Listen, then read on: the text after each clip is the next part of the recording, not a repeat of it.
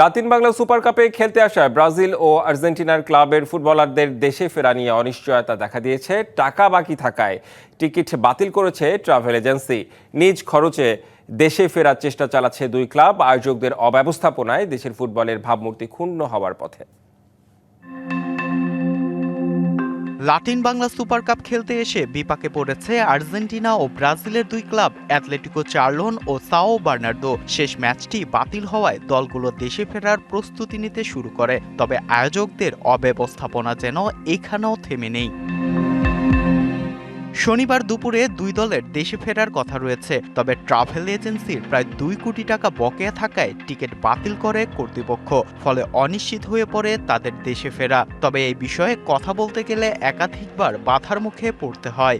নতুন এবং ফিরে আসা গ্রাহকদের জন্য নগদে চলছে ক্যাশব্যাক সহ প্রতিদিন হাজারো উপহার জেতার সুযোগ। হবে আশা আর ফেরা সারপ্রাইজ সেরা। Não, se eu não puder explicar o que está acontecendo, aí você vai me julgar mesmo. Okay. I told you I have that problem. তবে জানা গেছে দুই দেশের ক্লাব নিজ খরচে দলকে দেশে ফেরানোর সর্বোচ্চ চেষ্টা চালাচ্ছে।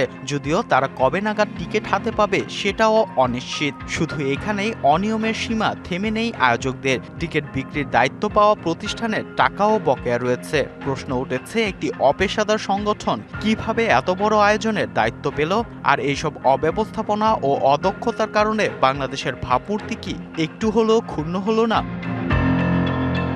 Fardin Saju, DBC news, Dhaka.